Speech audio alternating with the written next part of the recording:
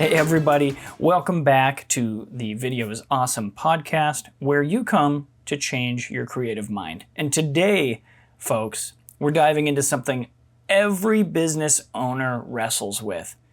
And yes, that includes us.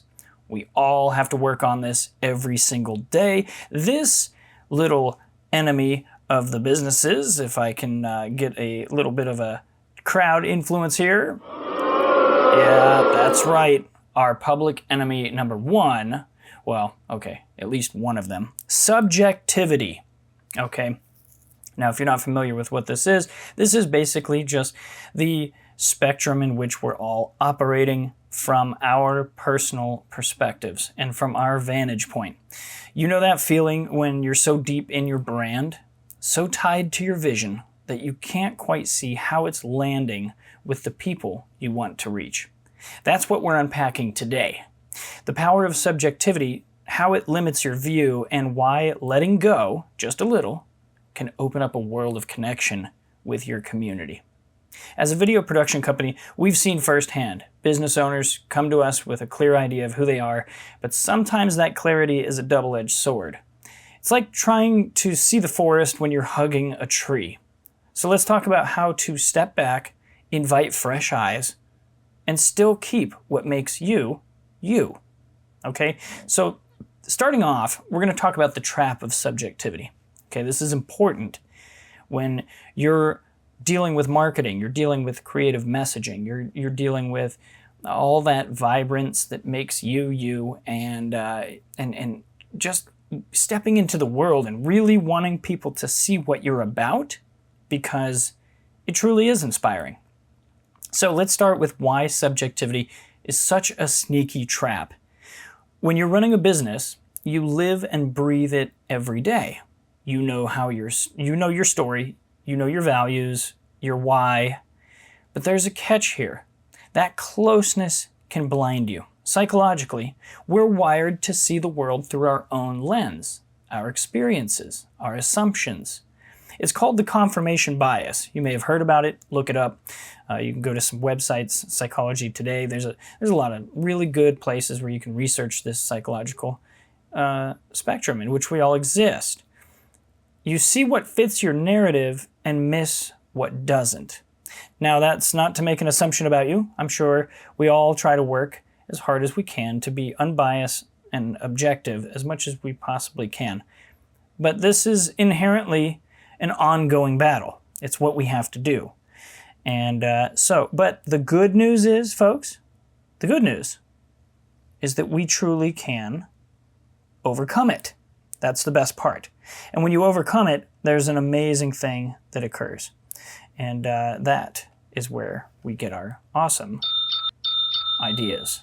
Okay, so we're going to run with that. So for example, you might think your ideal customer loves your quirky tagline. Let's start with this, okay? We're still getting into the weeds here a little bit, into the nitty-gritty of what challenges us. So you think your customer loves that quirky tagline because it feels so you. But what if they're scratching their head, not connecting at all? That's where subjectivity limits you. It's a one-way mirror. You see out, but you're not seeing how they're seeing you. Okay, the other aspect of this, let's just break it down. So this encompasses a lot of things that we do. And the reason, as a video production company, we pay so close attention to this is because content creation is so tied to what we believe other people are seeing when they think of us, or they think of our messaging or our branding, or even our community partners, how they see the entirety of our involvement in the community. Now, we could be right about a good percentage of this, okay? That's the good news. But we could also be very, very wrong.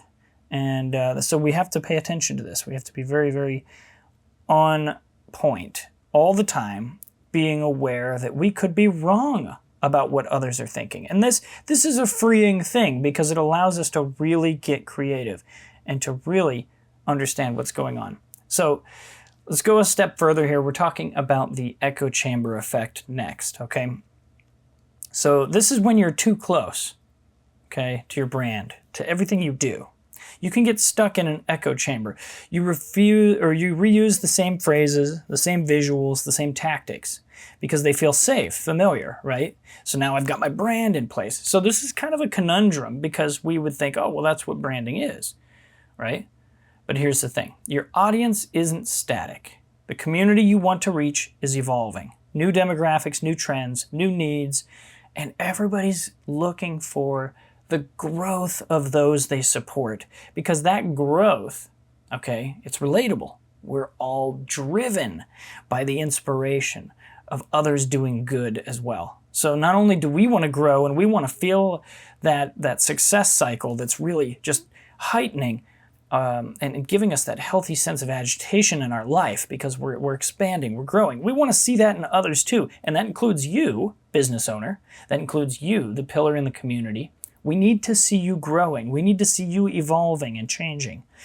So now, let's get a little nerdy here, okay? We're going to talk about some anthropology, what this teaches. It teaches us that brands are like cultural artifacts, okay? They're carrying meaning, but that meaning shifts depending on who's holding them, okay? If you're always telling the same story the same way, it's like playing a broken record. People tune out, they feel the staleness, even if you don't, okay? And this is kind of like, I know it sounds funny, but let's use another analogy. It's maybe like a really, really popular card game or collectible, okay? And maybe not everybody's a collectible, but that's kind of how we have to look at this, is because those who are your people, they are the collectors of your brand. And of course, you want to expand outside of that, and you definitely can. But those people, when you have a collectible item, or, you know, if we're looking at it as a collectible card or coin or what have you, there's always a variety, even if the overarching collectible is widely known as one label or one name. Of course, you don't have to have multiple business names, but the variety of expressing your brand is highly important. How you go about it, how do you bring this messaging to other people? Now remember, all of this is prefaced, of course, because this is the Video is Awesome podcast. This is all prefaced with video production in mind and your content creation in mind. So think about this as we go through this here. Think about your content. This does not mean you have to change or reinvent the wheel every time when you go to do your branding. What it means is we're learning something here. And we're going to get into more of the trust aspects of this and working with professionals and allowing your brand to evolve beyond what your own conception is. Doesn't mean you lose the vision. It means your own conception of how that vision comes to life. So let's step into this here. Next thing is the psychology and perception. Okay, your people versus you. So why does this happen? Let's lean into some marketing psychology here. Your perception of your brand isn't the same as your audience's. Okay, they're bringing their own baggage, emotions, memories, cultural context. Maybe your bold red logo screams energy to you, but to them it's aggressive or dated. Okay, this gap is huge. Studies like ones from the Journal of Consumer Marketing now that they show that subjective expressions in messaging can sway people, but only if they align with how the audience already feels. If you're stuck in your head, you're guessing at that alignment, okay? And if you need someone to hold up a mirror and say, this is what they're actually seeing, maybe that's what you should do. Because this is, you see how this is very, very important. You're not only going to attract those in the moment that feel a particular way. We have to look at marketing, content creation, video production, high-end content creation, by the way, specifically, because that is what your brand should have. We've talked about, we're going to get more into this in future episodes, but we have talked about this before. There are multiple forms of content, and yes, there's DIY video production, but you must consider the high-end production. And the reason I say this is because when you're doing your own DIY, you need to really, really work on not falling into the trap of subjectivity. But then there's an element of trust when you do start working with high-end production and it requires a team to do that. So we'll get more into that in future episodes, but keep that in mind as well as we go forward.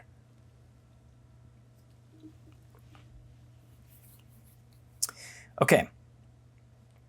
Now here's where the part that I think there might be a little bit of a pain in your heart. Okay, maybe not that much pain, but there's a little bit of a pain in your heart that probably is feeling like, okay, you're not going to tell me not to be who I am. You can't take away the essence that is me and my brand or me and my business. This is great. This is true. You cannot lose your authenticity. That is not the point here. This is about letting go without losing yourself. Okay, and this is great because I think I'll reference Robert Kiyosaki's Business of the 21st Century book, because this is what separates people on the quadrant table, the spectrum here. And if you haven't read that book, I highly recommend it. You go check it out, because it talks about the differences between an employee mindset, and then you go to small business mindset, big business mindset, all the way to investor. Now, these are 4 quadrants on a table, and it talks about the transitions and movement from one to another. It's not to say that one is necessarily better than another, but if you ever want to grow or you want to scale, these are important things to understand. That moving from employee mindset, you've already done that. You're a business owner. Okay? But then there's small business and there's big business mentality. And these mentalities are highly important, and there's a vast difference, I could say, between the two, because small business owner, this isn't true for everyone, but they typically believe they have to control everything, they have to be the face to everything, they have to be a part of everything, they have to quite literally be the smartest person in the room for their business. Big business mentality, if you're growing and you're scaling, you will eventually become not the smartest in the room. And you will have to let go. This is why I'm referencing this. You will have to let go without losing yourself. And I believe I can go as far as to say that there are micro and macro levels of this. So in your small business, you can still have big business mentality about growth, about messaging, about any number of things that you are scaling and you are improving upon. So, because what that means is you are learning to have outside influence. You are learning to have outside input and feedback that allows you to become better. And that's what we're getting at here. So, and of course, there's micro and macro levels to all of the other levels too. Big business and investor. And that doesn't mean you've arrived just because you've become an investor, but that's neither here nor there. We'll probably talk about those concepts later in future episodes. But for now, allow that to be a compass for you when we talk about letting go without losing yourself. Okay, so subjectivity's limitations, okay? But does that mean, even though subjectivity can be a limiter, does that mean you ditch your vision? No. That's not what we're saying. This isn't about throwing out what makes you authentic. It's about loosening your grip just enough to let others in.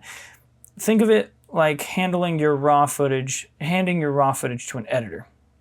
Okay, now I know that's our wheelhouse, but maybe you can apply it to how you had your logo made, or how you had someone help you with your website, something to that effect.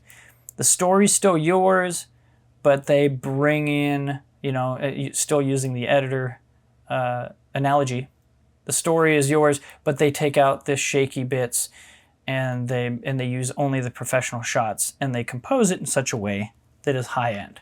Okay, so that's kind of how this works, is that you're learning more and more to allow your messaging to be contoured and sharpened, and your content creation, your video production. So as a video production company, we see this all the time. A client comes to us with a killer concept, but it's buried under layers of, this is how I've always done it. We don't rewrite their soul, we amplify it.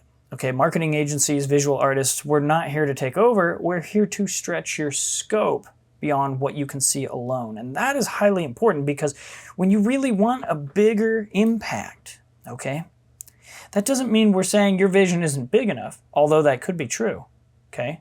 because some people, they may be holding themselves back. But let's assume that you are thinking big, you are shining bright, okay? People are all over that spectrum, and this is not here to judge that or criticize that. What it's saying, though, is that scope of you by yourself must be ready for the day when it comes to quite literally administer that vision. And when that vision when it's time to be administered, that could be involving really big leaps in what you thought you never, ever would do. Think about the ice bucket challenge, okay? How many people jumped on board with the ice bucket challenge because it was a good cause? But this was a form of messaging that nobody had ever done before. Okay, so we can look at it that way by saying there's always a good reason to get outside of yourself, do something different that you never thought you would do. You didn't think it applied to your brand. You didn't think it really fit within your branding scope, but all of a sudden, there's a community atmosphere that says it does. And that's what's most important. I mean, after all, didn't we start our businesses? Didn't we develop our brands so that we could serve others? Isn't that the point? So if we are truly service-oriented, okay, we won't hold ourselves back based on our own understanding about the entirety of our journey, because we don't yet know that. We don't know that entirety. And I would wager to say that those of us that are believers, we know that that's... let's start that again. And I would wager to say that those of us that believe in God, we can say that that's why we know that's the case. But whatever your reason is, or however you carry yourself throughout the day, we don't know the entirety of our journey. We haven't found that destination. So we must let go with the faith, okay, that we're not losing ourselves in that. And of course, there's a balancing act. There is a collaborative act. And that's what we're going to get to next, to make sure that, that's a good teamwork. And not everyone's a good fit either. So let's talk about the power of collaboration. Here's where it gets exciting. Collaboration with pros, okay? And that's like us in the video production world, or a branding agency or whatever.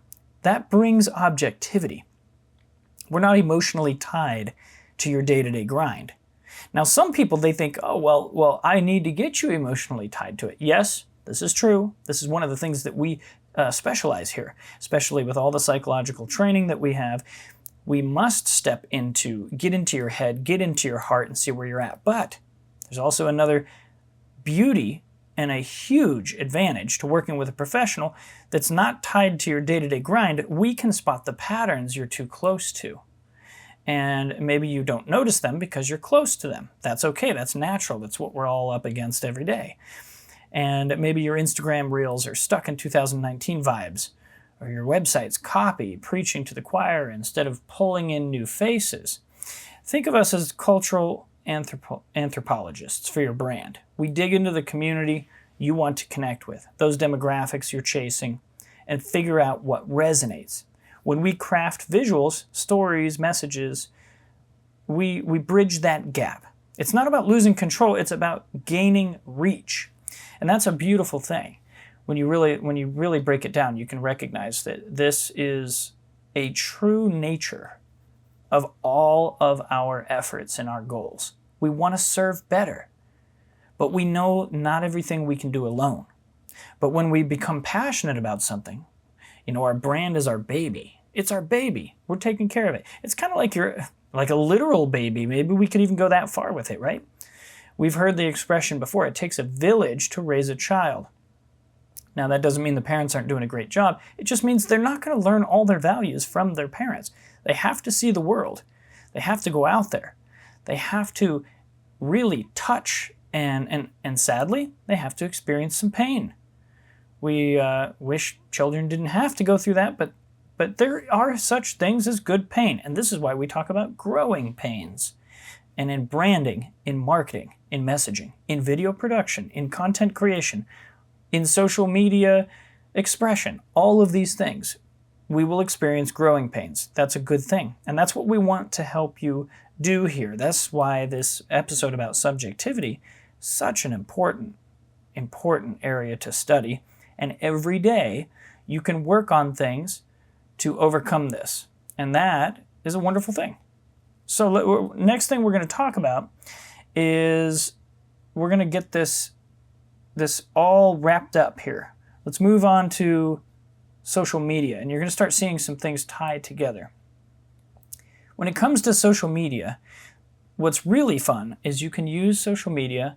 Okay, let's say this first. Remember back in the day, and it still exists, market research firms, market research companies, you'd get a call to do a survey, or maybe you've even done one of those surveys in the mall. And these things are still highly effective. They're still happening today. But social media has kind of become a new way to do this. It's a testing ground. It's a way to test your marketplace. It's a way to get feedback, real-time feedback. Speaking of reach, let's talk about the social media aspect of it and how it's a gold mine, okay, for shaking off this subjectivity we've been talking about. Platforms like X or Instagram, they act as like megaphones, but they're also feedback loops. So you can post something, you can see how the reactions are. Are they engaging or are they not? So these things are obvious.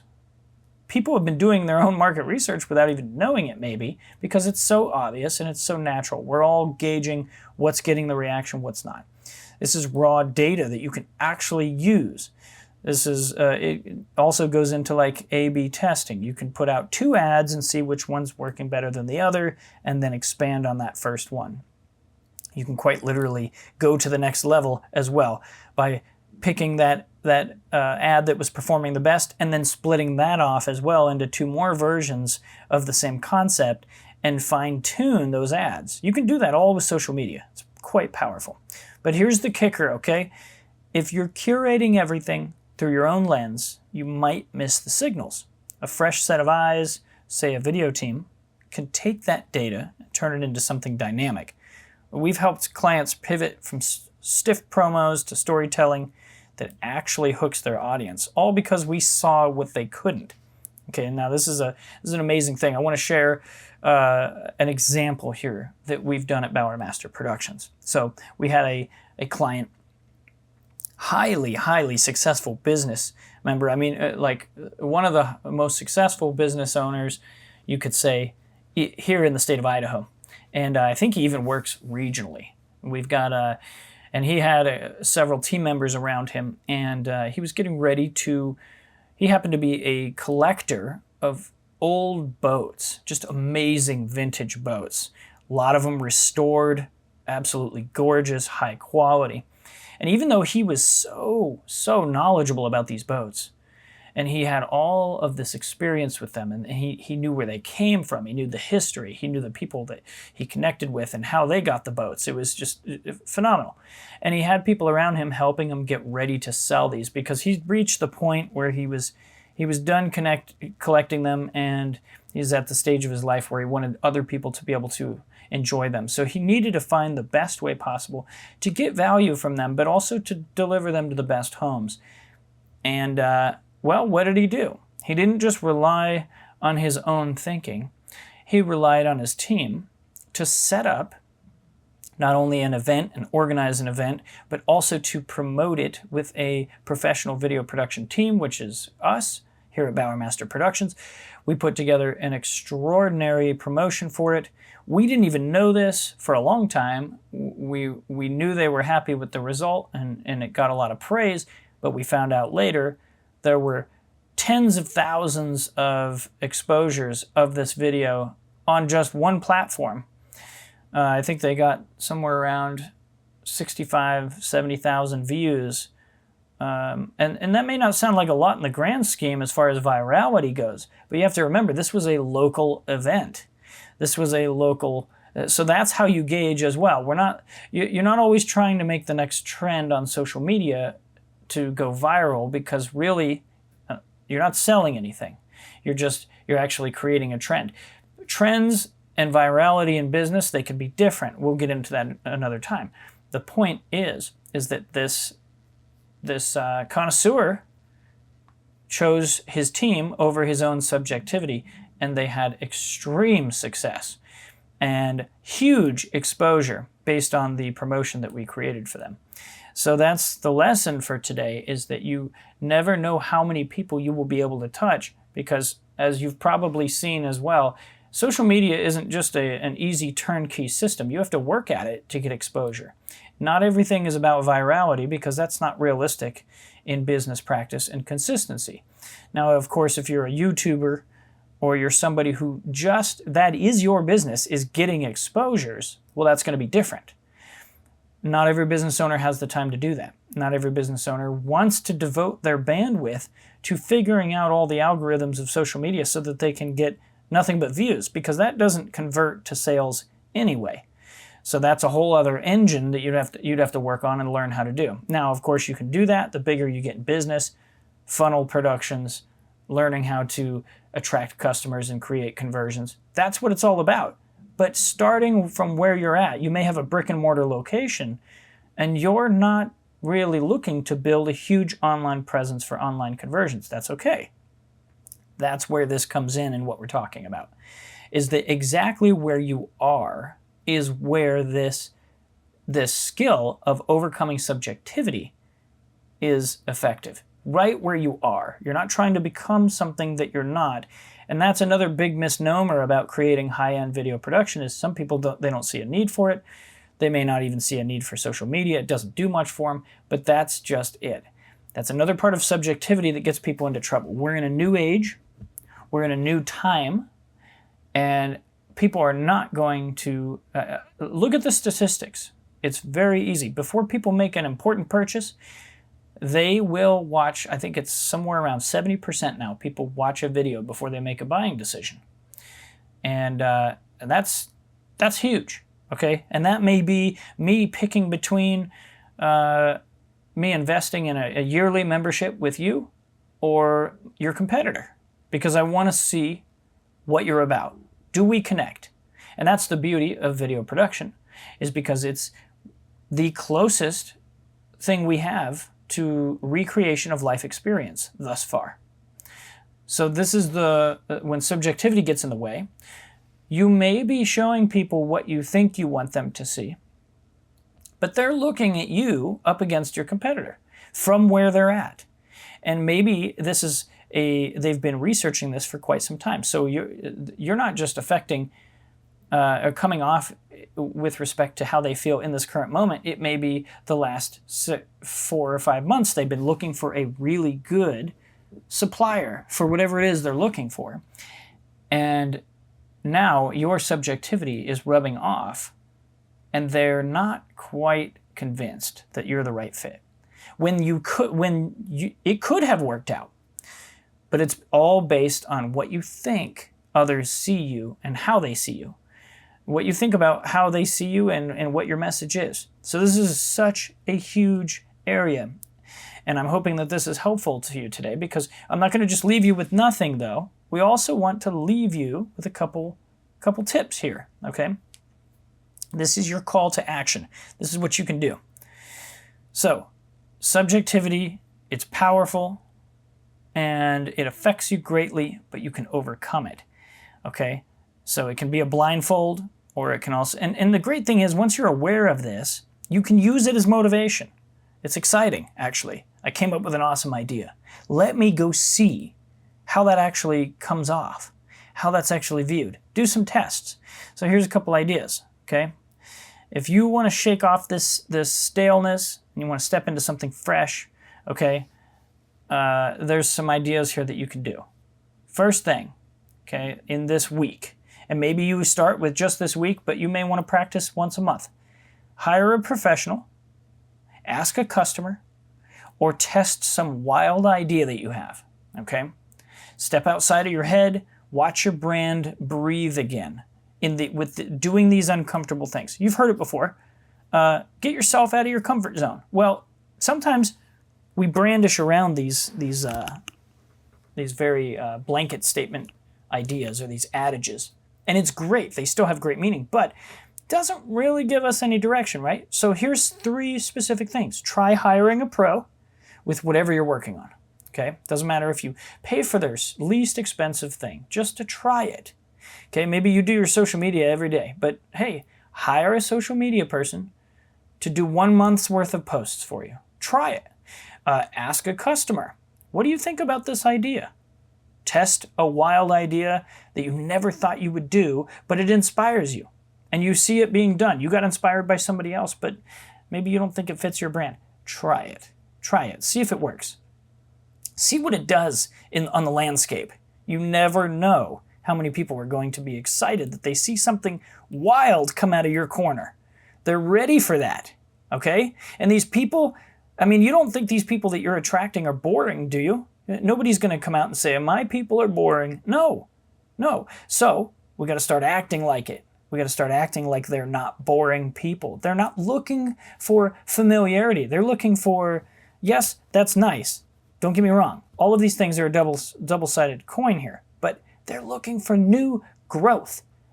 They're looking for healthy agitation that pushes them out of their comfort zone because they're excited now. So that's what it's all about. Okay, so if you guys are looking for that and you want that help from us, of course, here at Bowermaster Productions, we are ready to serve you. We want to help you do this. If you're ready to shake off that staleness, step into something fresh, you can hit us up and we will help you. Bowermaster Productions will help you get your story out there in a fresh way, breaking all those patterns and strongholds of subjectivity. And that would be ideal. So I want to thank you guys. I hope this was helpful. This is we're going to have many more psychological concepts like this that will help you in your marketing adventures. But for now, thank you for tuning in to the Video is Awesome podcast, where you come to change your mind. And I hope today you did change your creative mind. Until next time, have a great day, guys.